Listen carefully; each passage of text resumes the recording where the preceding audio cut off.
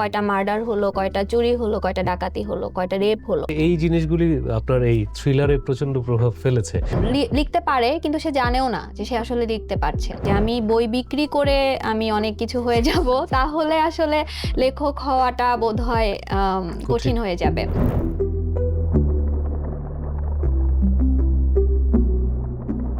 প্রিয় দর্শক, ডক্টর মোহাম্মদ শহীদুল্লাহর একটা বিখ্যাত উক্তি রয়েছেন। তিনি বলেছিলেন, জীবনে 3টি জিনিসের খুব প্রয়োজন: 1 বই, 2 বই, 3 বই। আর এই বই এবং বইয়ের পেছনের মানুষটিকে নিয়েই আমাদের লেখক আড্ডা। আমাদের আজকের লেখক আড্ডায় যিনি আছেন তিনি এই বইয়ের পেছনেরই মানুষ। তিনি এমি জান্নাত। বার্তা সংস্থা ইউএনবিতে রয়েছেন, পেশায় একজন সাংবাদিক, এবং তিনি ক্রাইম রিপোর্টিং নিয়ে রয়েছেন। আপনাকে স্বাগতম লেখক আড্ডায়। অসংখ্য ধন্যবাদ। আমার প্রথমেই আপনার কাছে যেটা জানতে ইচ্ছে করছে সেটা হচ্ছে যে সাংবাদিকতা থেকে সাহিত্যের দিকে ধাবিত হওয়া, এই যাত্রাটা কেমন ছিল? আচ্ছা, আমি হচ্ছে এটা অনেকেই বলেন যে সাংবাদিকতা থেকে সাহিত্য। আসলে আমার ব্যাপারটা একটু রিভার্স। সেটা হচ্ছে যে আমার লেখালেখি থেকে সাংবাদিকতায় আসা। লেখালেখি থেকে বলতে আমি অনেক ছোটবেলা থেকেই লিখি। ছোটবেলা বলতে স্কুল লাইফ থেকেই কবিতা, ছোট গল্প, এগুলো যেটা হতো যে আমি একদম হয় না যে মনের খোরাক, লিখতে ভালো লাগতো এই জন্য লিখতাম। এমন না যে জমিয়ে রাখতাম, মানে লিখতাম, আমার ভালো লাগতো, আবার রেখে দিতাম, এরকম ছিল। তো এরপরে ধীরে ধীরে লেখাটা হয় যে একটা সময় আমি ডায়েরিতে লিখে রাখি, বা আমার পরিবারের হয়তো সদস্যকে, স্পেশালি আমার মা ছিলেন, উনি এখন বেঁচে নেই। আমার মা খুব পছন্দ করতেন লেখালেখি বিষয়টা। তো আম্মু বলতেন যে তুমি তো খুব ভালো লিখছো, ঠিক আছে লিখো। তখন কি লিখতেন? ছড়া, কবিতা? কবিতা, হ্যাঁ কবিতাটাই লিখতাম। এবং আমার আম্মু বলতেন যে যখন স্কুল লাইফে 9, 10 বা ইন্টারমিডিয়েট, তখন বলতেন যে তুমি মানে এতটুকু বয়সে এরকম, মানে কেন যেন ভারী হয়ে যেত কবিতাগুলো। আচ্ছা। তো বলতো যে এরকম ভালো হয়েছে লেখা। তো আম্মুর অ্যাপ্রিসিয়েশনটাই আমার জন্য আসলে অনেক বড় একটা পাওয়া ছিল। এরপরে আর কাউকে দেখাইনি, এভাবেই লেখা চলতো। তো এরপরে তো ধীরে ধীরে এলো ফেসবুক। তো যখন ফেসবুকে আমি 2010 সালে স্টার্ট করি, তো তখন ফেসবুকে আমার নিজের থাকে না যে নিজের ভাবনাগুলো শেয়ার করা, নিজের কবিতা বা দুই একটা লাইন, গল্প, মানে যেটা হোক আমি শেয়ার করতাম। তো দেখতাম যে তখন আমি অনার্সে, তো তখন আমার হচ্ছে টিচাররা কমেন্ট করতেন যে তুমি তো খুব ভালো লিখো, তো লেখালেখিটাও শুরু করো। আচ্ছা। তো তখন যেটা ছিল যে মানে ওই সাহসটা হয়নি, মনে হতো যে এতটা বোধহয় মানে এখন সময় আসেনি, বা হ্যাঁ বই প্রকাশ তো অনেক দূরের কথা, মানে লেখালেখি কোথাও করব, প্রফেশনালি হোক বা সেটা কোনো একটা প্ল্যাটফর্মে হোক, এটা আমার কখনো মনে হয়নি। লিখে গেছি আমি আমার মতো করে, ফেসবুকে পোস্ট দিয়েছি। তো একটা সময় একটা অনলাইন নিউজ পোর্টাল থেকে আমাকে একটা আপু বলেন যে একটা লেখা তুমি দাও তো দেখি। একটা নারীদের নিয়ে একটা আর্টিকেল ছিল। তো আমি এক রাতের মধ্যে লিখে দিলাম। দেন রাতেই প্রায় 2 ঘন্টার মধ্যে সেটা আমার নাম সহ ছবি সহ পাবলিশ হয়। তো যেটা হয় যে প্রথম লেখার একটা অন্যরকম অনুভূতি থাকে, যে প্রথম লেখা যখন পাবলিশ হয়, তো তখন আমার ওটা আসলে অন্যরকম একটা পাওনা ছিল, মানে অন্যরকম প্রাপ্তি। তো আমি মনে করলাম যে লেখা কি কন্টিনিউ করব, মানে একটা ভাবছি, বা আপু যদি পরবর্তীতে বলে, আমি নিজে থেকে বলবো না, ঠিক আছে লিখবো। তো এভাবে করে ওখানে আমার লেখাটা স্টার্ট হয়। প্রায়ই লিখতাম। তো একটা সময় গিয়ে আমার প্রথম সাংবাদিকতার জার্নি হচ্ছে দৈনিক আমাদের সময়ে। তো দৈনিক আমাদের সময়ে একজন আপু ছিলেন, তো ওখানে আমাকে কন্ট্রিবিউটিং এর জন্য বলা হয়, একজন আমাকে বলেন আর কি। তো সেখানে আমি শুরু করি কন্ট্রিবিউটিং। তো তখন ফিচার লিখতাম, বিভিন্ন ইন্টারভিউ নিতাম, বিভিন্ন জায়গায় যেতাম। তো 1 মাসের মাথায় হচ্ছে আমাকে বলা হয় যে আমাদের সাথে জয়েন করো। বাহ, মানে বেসিক্যালি ওই লেখা থেকেই আপনি আস্তে আস্তে সাংবাদিকতার পেশায় আসলেন। সাংবাদিকতায় আসা। চমৎকার। আমরা আজকে যেই আমাদের আড্ডায় যেই বইটা নিয়ে কথা বলবো সেটি হচ্ছে ধোঁয়া। এই বইটি এবারের বইমেলায়, অর্থাৎ 2025-এর বইমেলায় প্রকাশিত হয়েছে। সো আমাদের নিশ্চয়ই যারা দেখছেন শুনছেন তারাও একটু জানতে চাইবেন এই ধোঁয়া লেখার পেছনের আপনার কারণটা কি, আর এটা নিয়ে কেন লিখলেন? আমরা যতটুকু মানে পড়েছি, আমার কাছে মনে হয়েছে যে একটা থ্রিলার ধরনের একটা গল্প। সো এটা কিভাবে, মানে এটা ভাবনাটা কিভাবে আসলো, বা এটা কেন লিখলেন? আচ্ছা, থ্রিলার আসলে আমাকে থ্রিলার একটু বেশি টানে, জানি না কেন। লিখতে তো র্যান্ডমলি তো লিখি, কিন্তু থ্রিলারটা আমাকে টানে বেশি।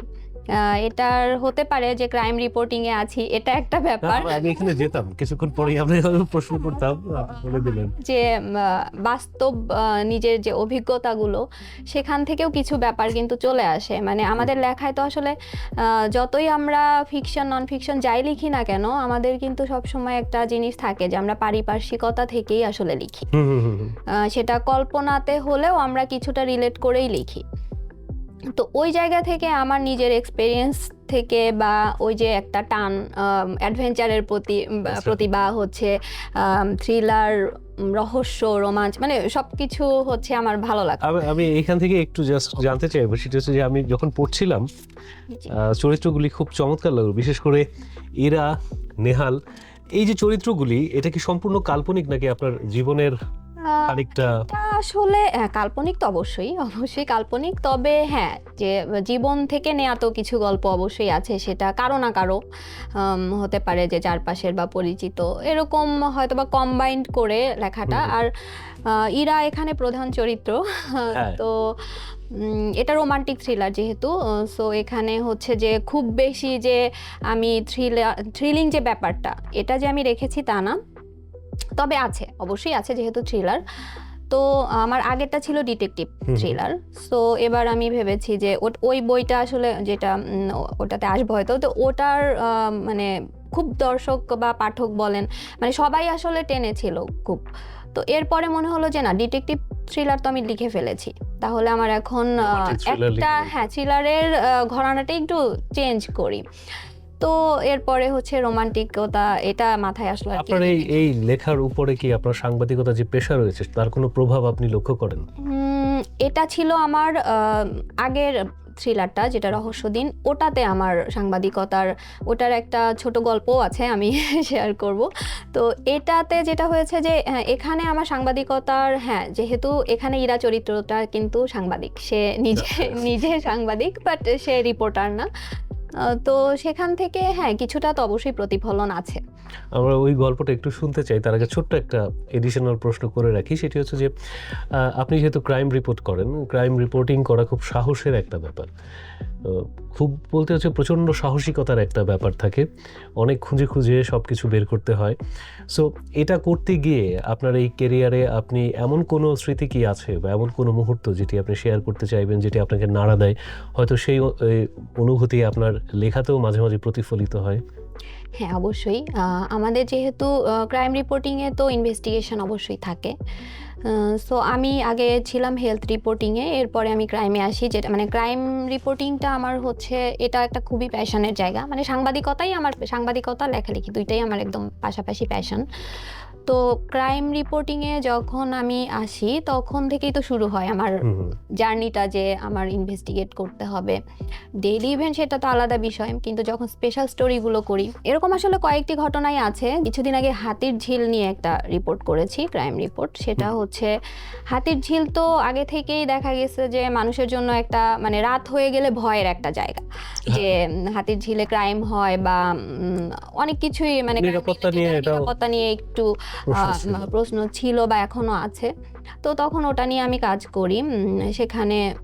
ওখানে আমাকে যখন ভিজিট করতে হয় এবং রাতের বেলা হাতিরঝিল থানায় কথা বলি, সেখান থেকে কতগুলো 6 মাসের একটা ডাটা কালেক্ট করি, যে বিগত 6 মাসে হাতিরঝিলে কতগুলো ক্রাইম হয়েছে এবং ক্রাইমের যে আলাদা আলাদা পার্টগুলো, প্যাটার্নটা কি আসলে, কি কি ধরনের ক্রাইম হচ্ছে, সেটা কয়টা মার্ডার হলো, কয়টা চুরি হলো, কয়টা ডাকাতি হলো, কয়টা রেপ হলো। তো এই সংখ্যাটা আমি বের করি, এই সংখ্যা বের করে দেন আমার ভিডিওতে, ওটা নিজের ভয়েস ওভার দিয়ে স্টোরিটা যায়। তো এটা একটা অভিজ্ঞতা ছিল, যে অনেক সময় না, ম্যাক্সিমাম টাইমে আমাদেরকে গোপনে আসলে কাজগুলো করতে হয়। সেটা মনে হয় যে এই জিনিসগুলি আপনার এই থ্রিলারে প্রচন্ড প্রভাব ফেলেছে। আমরা একটু ধোঁয়াতে ফিরে আসি। এবারের বইমেলায় দেশ পাবলিকেশনস থেকে এটা প্রকাশিত হয়েছে। আপনি উৎসর্গ করেছেন পাহাড়ের সবুজের সাথে উঁচু নিচু পথের গানের সুর মেলানো মুহূর্ত, মানে কোনো মানুষকে নয়, আপনার কিছু মুহূর্তকে আপনি উৎসর্গ করেছেন বইটি। জি, এটার কারণটা কি? আচ্ছা, আমার তো এটা মানে 4 নম্বর বই। তো আমার প্রথম বইগুলো আমার মা, আমার মামা এবং আমার মেয়েকে উৎসর্গ করা। তো এই বইটা যেহেতু রোমান্টিক থ্রিলার এবং এখানে পাহাড়ের কাহিনী দিয়েই আসলে শুরু হয়, ইরা নেহালের গল্পটা। তো তাদের কিছু মুহূর্ত থাকে, তারা তো সিলেটে ঘুরতে গেছে। হ্যাঁ, তারা সিলেটে ঘুরতে গিয়েছে এবং তারা আলাদা, মানে ওখানে গিয়ে তাদের দেখা হয়। আমি স্পয়লার খুব একটা তো, সেখানে আসলে তাদের কিছু মুহূর্ত যেটা আমার নিজের কাছেও ভালো লাগে লেখার সময়, যে না, এই মুহূর্তটাকে বোধহয় উৎসর্গ করা যায়। চমৎকার।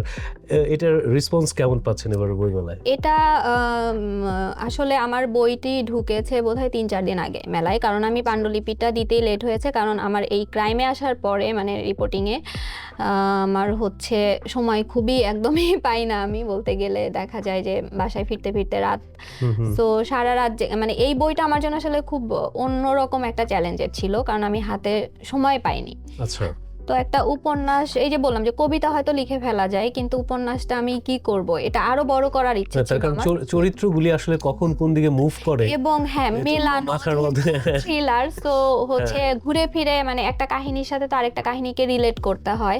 তো ওই জিনিসটাকে আবার আমাকে যখন একটা লেখা শেষ করলাম, একটা পার্ট শেষ করলাম, এরপরে আমাকে গিয়ে আবার হচ্ছে লিখতে হচ্ছে। সো আমাকে আবার রিভাইজ দিতে হচ্ছে যে আমি আসলে ঠিক আছি কিনা, বা ওখান থেকে শুরু করেছিলাম, সো ওটা আমাকে মিলাতে হবে। তো এই মেলানোর ব্যাপারটা যখন থাকে তখন তো হচ্ছে একটা জিনিস কাজ করে। তো এই বইটা আমার জন্য আসলে কতটা পাঠকের কাছে গেল, তার থেকে আমার কাছে হচ্ছে বইটা আমার জন্য খুব চ্যালেঞ্জের ছিল, যে আমি সারা রাত জেগে বই লিখেছি এবং আমার পাণ্ডুলিপি তো আমার মাথাতে ছিল, বা স্ক্রিপ্ট আমার মাথাতে ছিল, কিন্তু আমি হচ্ছে যেটা করেছি যে বাইকে বসেও লিখেছি যে আমাকে জমা দিতে হবে, এবং জমা দেওয়ার ডেট অলরেডি চলে গেছে। আমি জানুয়ারিতে জমা দিয়েছি, যেখানে নভেম্বরে দেওয়ার কথা। আচ্ছা, তো বাইকে বসে, অ্যাসাইনমেন্টের ফাঁকে চায়ের দোকানে বসে, মানে চা খেতে খেতে, মানে এভাবে করে হচ্ছে আমি বইটা শেষ করেছি। অনেক অনেক ধন্যবাদ। আমরা প্রায় শেষ আমাদের আড্ডার। দুটো প্রশ্ন দিয়ে আজকের আড্ডাটা এখানে শেষ করব। তার মধ্যে একটি প্রশ্ন আমার জানতে ইচ্ছে করছে, সেটি হচ্ছে যে একটা কথা বলা হয়ে থাকে যে কবিকে প্রশ্ন করো না কবিতা কেন লিখে, তাহলে কবি আর লিখতে পারবে না। তার কারণ মানে সব কিছুই যে কবির জীবনে ঘটে গেছে বিষয়টা এরকম না, বাট সব কিছুই কবির অনুভূতিতে ঘটে যায়, যার জন্য কবি লিখে। আপনার কাছে এইখান থেকে আমার প্রশ্নটা হচ্ছে যে এখন পর্যন্ত আপনার 4টি বই বের হয়েছে। আমরা যদি একটু আমাদের আজকের যারা দর্শক পাঠক রয়েছে তাদেরকে বলি, অ্যামি জান্নাতের যে বইটি আমার হাতে রয়েছে এটি হচ্ছে রহস্য দিন। এরপর যেটি রয়েছে সেটি হচ্ছে এসো জ্যোৎস্নার জল মাখি, এবং সম্ভবত এটা আপনার প্রথম বই, তাই না? সেটি হচ্ছে হৃদয়ের এপার ওপার। একটু হৃদয়ের এপার ওপার থেকে জানতে চাইবো যে হৃদয়ের এপার ওপার থেকে আপনার ধোয়া, এই যে জার্নিটা, এর জন্যই জানতে চাইলাম যে সবকিছুই জীবনে ঘটে গেছে বিষয়টা এরকম নয়, কারণ যারা হৃদয়ের এপার ওপার পড়বে তারা বুঝতে পারবে যে বিষয়টা অন্যরকম, কিন্তু তারপর আপনি থ্রিলারে এসেছেন। সো জার্নিটা কেমন ছিল? জার্নিটা কি বলবো, এটা আসলে খুবই ভালো লাগার, কারণ লেখালেখি যেহেতু আমার না, প্রবন্ধ থেকে উপন্যাস, হচ্ছে এটাই বলছি যে আমার প্রবন্ধ, এটা মানে প্রথমেই প্রবন্ধ বের করে ফেলা, এটা হচ্ছে আমাকে এই প্রশ্নের সম্মুখীন হতে হয়। তো এটা ছিল যে এই যে বই বের করা, যেটা আমার প্রকাশক দেশ পাবলিকেশনসের অচিন্ত্যচয়ন ভাইয়া, তো উনি আমাকে বলেন, উনি সাংবাদিকতায় আছেন, তো উনি আমাকে বলেন যে তুমি বই লিখছো না কেন বা এরকম। তো আমি বললাম যে আচ্ছা ভাইয়া, আমি ঠিক আছে লিখবো, কিন্তু সাহস পাচ্ছি না, এরকম একটা ব্যাপার ছিল। তো বলছে এখনো তুমি লেখা সাহস পাচ্ছ না? তো এটা তো 2022 সালে প্রথম বের হয়। তো আমার 30টা আর্টিকেল নিয়ে মূলত এই বইটা, মানে এটা ছিল, এই 30টা আর্টিকেলই হচ্ছে আমার একদম নিজস্ব ভাবনার কিছু ব্যাপার আছে, আমার পারিপার্শ্বিকতা থেকে দেখা কিছু ব্যাপার আছে, প্যারেন্টিং নিয়ে লেখা আছে, সোশ্যাল কিছু যে অবস্টাকল যেটা প্রত্যেকটা মানুষই ফেস করে, এখানে নারী শিশু বলে না, সেটা নিয়ে লেখা আছে। তো এরকম 30টা আর্টিকেল, তো আমার বোধহয় 10-12টা আর্টিকেল আগে থেকেই লেখা ছিল। এরপরে আমার মনে হলো যে উনি যখন আমাকে বলেন তখন আমি আসলে একটা উপন্যাস শেষ করে ফেলতে পারবো না। কবিতা তো অনেক আছে, তো প্রথম বইটা আমার কেন জানি মনে হয়েছে না থাক, কবিতা দিয়ে শুরু করব না, আমি হচ্ছে প্রবন্ধ দিয়েই শুরু করি। সামনে কি ধরনের লেখালেখি করার ইচ্ছা আছে আপনার? লেখালেখি তো আসলে করছি, তো সামনে কি লিখবো এখনো ঠিক করিনি, তবে উপন্যাসটাই হয়তোবা আনার ইচ্ছে আছে। এখন সেটা কোন ঘরানার হবে এটা এখনো বলতে পারছি না। আর নতুন যারা লিখছেন বা লিখবেন তাদের উদ্দেশ্যে যদি আপনার কোনো বক্তব্য থাকে, যে যারা লেখালেখি করতে চায়? আচ্ছা, আমি নিজেও যেহেতু নতুনই বলা যায় এবং তরুণ লেখক যদি বলা যায়, তো সেই জায়গা থেকে আমি বলবো যে আসলে লেখালেখিটা কিন্তু যারা ধারণ করেন তারা মানে তাদের মধ্যে এই ব্যাপারটা আসলে থেকে যায় ভেতরে। তো তারা আমি বলবো যে লেখাটা প্রকাশ করুক। থাকে না যে অনেকে লিখতে পারে কিন্তু সে জানেও না যে সে আসলে লিখতে পারছেন। যেটা আমারই হতো, যে আমার মনে হতো যে আমি বোধহয় লিখতে, মানে এটা কি আসলে মানুষের কাছে প্রেজেন্ট করার মতো কিনা। তো এই কনফিডেন্সটা আসলে খুবই ইম্পর্টেন্ট, যে আমি লিখছি এবং আমি যেন লিখি, সেটা ফেসবুকে হোক বা কোনো নিউজ পেপারে হোক বা যেখানেই হোক, এটা যেন ট্রাই করেন তারা। আমার কাছে মনে হয় যে সাহিত্য, যেটা অনেকে প্রশ্ন করেন, যে এই প্রশ্নটা থাকে যে আপনার বই কেমন যাচ্ছে বা কেমন বিক্রি হচ্ছে। হ্যাঁ, তো আমি এই জায়গাটাতে সবসময় একটা কথাই বলবো যে বই, সাহিত্য আসলে এমন একটা শিল্প যে এটা বিক্রির চাইতে আমার সবচাইতে, এটা আমি আমার নিজের অনুভূতির কথা বলি, যে আমার বইটা যখন কেউ ছুঁয়ে দেখে, আমার বইয়ের লাইনগুলো যখন কেউ পড়ে, সেই বইটা নিল বা না নিল আমার কাছে এটা ম্যাটার করে না। আমার কাছে ওই অনুভূতিটা সবচেয়ে বেশি, মানে আমার ভালো লাগে, যে সে আমার ভাবনাটা পড়ে দেখলো, পড়ে দেখলো, ছুঁয়ে দেখলো। এবং আমি সবসময় যদি থাকি মেলায় বা আমার বই কেউ দেখছে, আমি ওই জিনিসটা ক্যাপচার করি বেশিরভাগ সময়, যে এই যে আমার বইটা কারো হাতে। তো প্রথমেই যদি মাথায় এই চিন্তাটা থাকে যে আমি বই বিক্রি করে আমি অনেক কিছু হয়ে যাব, তাহলে আসলে লেখক হওয়াটা বোধহয় কঠিন হয়ে যাবে। তো আমার মতে যে নিজের ভাবনাগুলো নিজের লেখার মাধ্যমে, হ্যাঁ, একদমই ছড়িয়ে দিতে হবে। সেটা সবার জন্য, মানে যার যেটা লিখতে ভালো লাগে, কবিতা লিখতে ভালো লাগলে সেটাই লিখুক, মানে যেটা লিখতে সে পারে সেটাই লিখুক আর কি। এটাই। অনেক অনেক ধন্যবাদ আজকে আমাদের এই আড্ডা সময় দেওয়ার জন্য। আপনাকে অসংখ্য ধন্যবাদ আমাকে এখানে আমন্ত্রণ জানানোর জন্য। প্রিয় দর্শক, শ্রোতা এবং পাঠক, বইমেলা চলছে। বছর ঘুরে এই একটি মাসই আমাদের প্রাণের মেলা, বইমেলা হয়। বই কিনুন, বই পড়ুন, যত বেশি পড়বেন তত বেশি জানবেন। আর আমাদের আজকের লেখক এমি জান্নাতের ধোঁয়া বইটি আপনারা দেশ পাবলিকেশনসের স্টলে পেয়ে যাবেন, অবশ্যই সংগ্রহ করুন। এবং যারা থ্রিলার পছন্দ করেন, রোমান্টিক থ্রিলার, তাদের জন্য খুবই সুখপাঠ্য একটি বই। সবাই ভালো থাকুন, আবারও দেখা হবে লেখক আড্ডায়। আল্লাহ হাফেজ।